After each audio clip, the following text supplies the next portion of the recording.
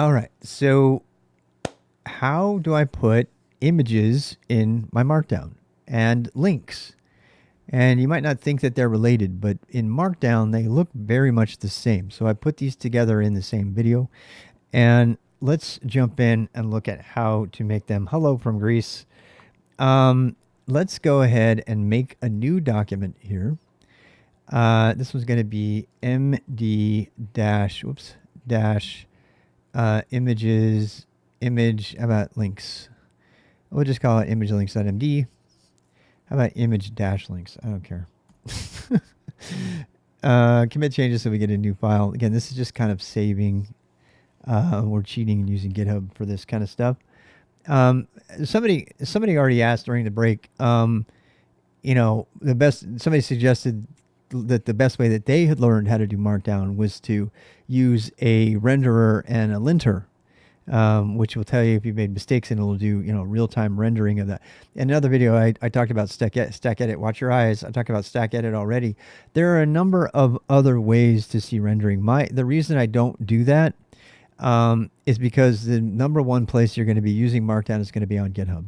So I just want to say that again. The reason that we are using GitHub as our place to use this rather clunky editor, is because it's the most likely place that you're going to be using GitHub. And as we saw in the inline formatting video, bold inside of italic doesn't work on GitHub. And it does work on Stack Edit and places like that. So most people are going to want to use Markdown in a way that, above all, is going to be compatible with GitHub. And that's going to be up to you to make a decision. But since, I'm assuming nobody knows anything except for GitHub at this point, that's why we're here. Okay, so once again, let's do the image links. I am a link to... about this, I would like to link to skillstack.io or to a specific boost page. All right, so we start out with just a basic sentence, and you look at this, and there's just a sentence. And then you can make, the first way you can do linking is you can just put it in HTTP. Now, when I do this, I'm going to get some people are going to have problems with this. I'm like, well, what? Okay, so the linking, the automatic linking of any piece of text that starts with HTTPS. Oh, you didn't see that. Sorry. Here you go. Let me do that again. So here we go. This started out being, I would like to link to blah. And because it has HTTPS://, this is detected to be a link. This could be mail to, it could be any number of different ways to link to things, but some of those other ones are not seen. So this is a GitHub-ism. It's a GitHub flavored Markdown ism. In other words, GitHub itself and many other renderers will automatically detect a link if it begins with HTTP. I have to tell you right now, do not depend on that. That is a bad idea. That is explicitly not supported by Common Mark or any of the original Markdown. Instead, if you plan on including a link directly like this, encapsulate it, surround it with angle brackets. That is the official syntax. And that will work everywhere, right? So then you don't have to depend. And by the way, that will also work with mail to. So the other one doesn't, right? So the other one, the GitHub one, only sees HTTP, which is completely stupid when you think about it, because there are lots of other URL formats with schemas other than HTTP. So just get in the habit of using the angle brackets. The angle brackets around a thing that you want. You can use phone. A lot of people don't know this, right? Do you guys know about the telephone link? Yeah. You can put the telephone link there, and you can use that. If you use that, by the way, if you use the telephone link like this, this was not rendering. That's really lame. That is supposed to be rendered. Oh wait, maybe it's not. Maybe it's not because maybe it's like this. Let me see. 555. I mean, oh my God, it's not doing it. If you do the telephone link, and it's on a phone, when they tap on it, it'll start up there. Most phones will see telephone numbers, but if you want to explicitly put a telephone number, you can do that, and you can click on it, and it will do it. I don't know why this one isn't doing it right now, but that is one of the many things that you can do. So we'll talk about URLs and schemas later when we talk about HTTP, but HTTPS is the way to do that. And I mean, it could be anything, right? 127.0.0.1. You would never do that, but that's the IP address, which we'll talk about.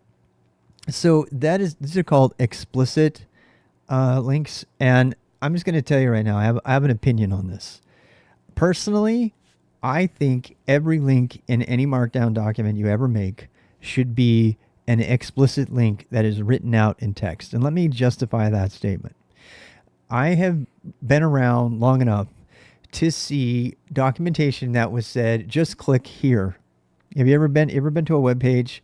Raise your hand if you've been to a web page that says, just click here, right? Have you ever, and the very exceptional case where someone has printed that out and created a printed document that says, just make sure you go visit here, and that hyperlink is now dead. And so this kind of dovetails into a rant against hyperlinking. I am dramatically against hyperlinking of any kind right now.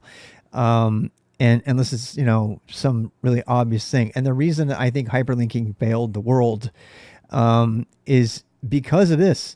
Hypertext does not convey. People are taking screenshots. People are creating documentation. People on Stack Exchange have been explicitly told, make sure you print out your full URL there. People who write books like me, who do things, and they're writing PDFs and stuff like that. Those links, yes, PDF supports links, but when you print the PDF, the link is gone. And unless your renderer is really smart, it does not know to include the URL someplace. Right? So the better way to do this is to do the same thing that a bibliographical text would require. When you're doing a bibliography or you're writing a formal document and it has URLs in it, you cannot hyperlink. You absolutely are banned, denied, forbidden from hyperlinking. Why? Because that bibliography has to exist in many formats, including raw text and printed media. And in that case, you're going to lose that hyperlink hover over ability.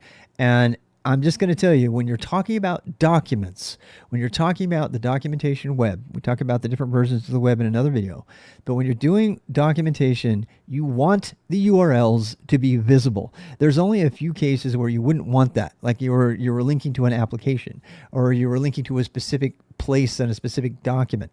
But even then, if you were submitting that as a formal document, if your document that's going on the web is going to somehow maybe be printed, and if you're in education, that's often, then you probably want to put a link there. So my preferred way, so to end that rant, because you need a web browser to preview it, that's kind of what I'm saying. I am saying that I don't like HTML because you need a web browser to preview it. And when you are writing documentation, you're not necessarily always writing for the web. And that is a very unpopular opinion. I get it, right? Somebody's going to take me to task over it. That's fine. I prefer to write for all mediums. And by doing that, that means not including HTML in your document and not including links. This should be its own video, but this is a good place to put the rant. So I would say something like, something like this instead. Please make sure to check out our website. And then I would do something like this, 1, 2, 3, 4, and then, HTTPS, or however you want to do it, HTTP as skillstack.io, and that's how you click on it. Now, you can do it however that was stupid. Let me do this. You can view it as a bulleted list item. You can do whatever you want. And bottom line, this is just my reasons for doing this.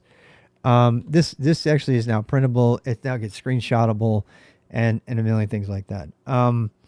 Obviously the web is full of Wired magazine comes to mind of people that actually directly link to different things.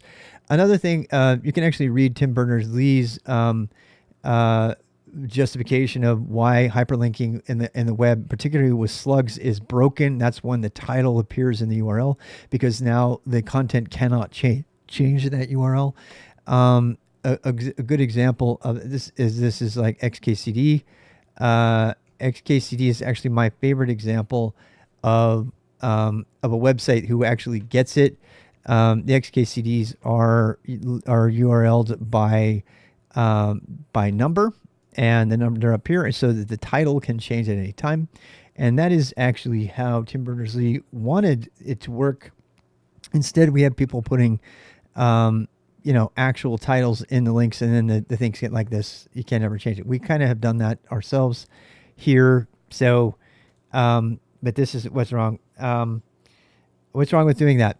I'm trying to just tell you that if you didn't hear the whole rant now, that let me repeat what I just said. The reason that linking with using hyperlinks like that is like, okay, I'll show you. So here's the other way. Or you can hide the URL by going here, right? And then you put the link in here. So this is the other part of this video. And then you put the period here. And God help you if you try to copy that, because you'll end up copying the period. And then you hit preview here, and you click on here, and it goes there, right? I don't need to overly dwell on the problem with this, right? This is not going to work if you have a URL that needs to be printed, or it needs to be screenshot, or it needs to be visible in any way, or you want people to remember where the location is, right? Even when you hover over it, and this was not set up to do that, but if you were hover over it, show you where it was going to go. You can definitely link like this, but my point is that if you use linking like this, it should sort of be secondary, and it should not be the primary way of redirecting someone's attention. For that kind of thing, I would suggest doing the bibliographic way, which is explicitly putting the URL and doing that. Using a URL shortener is another topic completely. We won't get into that right now. So the actual syntax to include a link is to put angle brackets around it. Okay, that's the official syntax. If you don't do that and you forget, GitHub will put it in there for you, but nothing else will.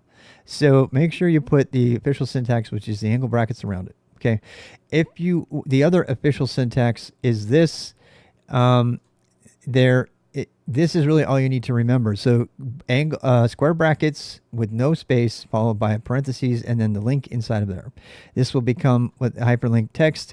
You can actually use italics and all kinds of stuff inside of here, just like you would anything else, if you want to. And strictly speaking, there is another field here. If you put a space, you can put alternate text, I think it is. I don't remember. I don't ever use it though. Yeah, I can't remember. Yeah, GitHub Private Markdown doesn't look like it supports it at all. Strictly, you're supposed to be able to put something else there, and I feel like it's not doing it. I don't know if that's the official part of the standard or not. Yeah, it is. Yeah, there it is. See the alternate text there? Yeah, you do have that notation. We're gonna get there next. So that's next. Don't get ahead of me too far. Okay, so the most obvious way is this way. The second way of inline linking is like this. You can provide alternative text. That is a part of the standard, by the way. So it does have to be in quotes. I never use that though. I can see reasons you might want to use that, but this is more likely what you're going to see. Or let's see, or if you prefer to keep your text more readable, you can use inline reference link syntax. And this is actually my favorite. And there's a little bit of divergence here as well, unfortunately, like this, right? And then you can have this be anything. And then down here, you can put your link. And this is why it takes 2 passes to render a Markdown page, because you have to parse the reference block before you can actually resolve the URLs up above. So it's kind of annoying for the people who have to write compilers and renderers, but so be it. Right? Skillstack.io. slash boost. Let's say that's going to the boost. How about that? Boost. And then you can put boost here. And this gets even better. All right, so see now. Online only. Did I say something wrong? We keep your text. Oh, is that you? Okay. Yeah. Where's let's see. So you see this. This is kind of cool, right? That links to this thing. Now, if you know the word, you can do this. HTTP. I don't know. So, or even just this, and this gets even crazier. So that goes to skill set. You can see down on the bottom left. They both go to the same place. Or how about we put a comma here? I actually really love this, but this is not supported everywhere. Or if on GitHub or a renderer platform that supports it, just this. I love this. This is my absolute favorite. Because that also resolves as well. A lot of people don't know about that one. This is spectacularly easy to read. And, you know, for example, of the boost, here we go. I just love this because it's just so easy to read, and you know it immediately resolves. It resolves uppercase to lowercase, and it just makes your text so readable. It's just so freaking readable. If you get rid of the URL by just making it so it doesn't match, it will break the link, and now it's actually going to use the brackets as it does here. I'm almost positive this is a GitHub flavored ism. This is also supported by Pandoc. It's supported by every major thing, but I got to tell you, it makes for some absolutely elegant documentation, because when you go into the source code, anything that's got a bracket around it that also has a reference link, and then your code is not messed up. So here, right here, I could put to skill stack if I wanted to, and then I could, just highlight the skill stack link. It's more consistent with that. It's actually a lot more like ASCII doc, which I really love, which we'll talk about in another video. So that, my friends, those are the three main ways of linking. I guess that's more, it's like three-ish ways of linking, right? So we have the regular inline linking, that's very visible and obvious and prints and, copies and pastes along with stuff. It's, bibliographically sound if you're making a paper that requires it. Then we have the inline, method with the exclusive inline URL. This can get really, really annoying for really long URLs, though. I'm sure you know what I'm talking about. Or you can use the named tag version like this. Or you can just use this. This is actually supported, the two brackets right there. That is supported by every version of Markdown. Or you can use a variation on standard Markdown, which is pretty common, to just drop the extra brackets completely and just put square brackets around and make sure there's a reference link. That said, there is one caveat that I need to go over when you're using reference links. So reference links are their own block, right? And when you're doing documentation, it might not dawn on you when you're starting to make a single document that you might accidentally break those links, right? And so one of the downsides of reference links is that you can easily copy this out. Let's say that I copied this line, right? I cut it like that and I put it in another document. What happens? I now have a broken, unnecessary link. Actually, not in that case. In that case, it would have been perfect, right? If I copy and paste that link to another document, the document stays. It has the link, and the link doesn't break, right? The point of this is very simple. If you are going to have links, and if you're going to have multiple documents, right, which almost everybody is, then the use of inline linking, despite how annoying it is and how long it can get, is going to be more sustainable because you can copy and paste that whole paragraph with DAP and Vim or something, and then you can go to another document and paste it, and you can be sure that the links are going to stay there. You know, I have gone back and forth on this a lot because, as you can see, having reference links makes for a much more beautiful document. You know, your links are all at the bottom. Another downside of this is, by the way, is if you have a long document. So a lot of people will have a rather long document and they'll put their reference link section at the very end, and it's annoying, right? Because that reference link section is now, you got to go all the way to the bottom of the document. You got to change it, and you got to go all the way back up to the top. It does make for much more readable text, as you can see here, but it makes it much harder to maintain. And I'm going to make a suggestion for you. So this is a suggested middle ground that I have practiced over time, and I actually really like it.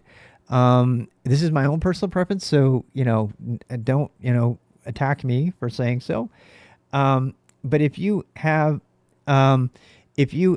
a paragraph or two, you can actually put the links for the paragraph right immediately after the paragraph. So then the paragraph stays readable.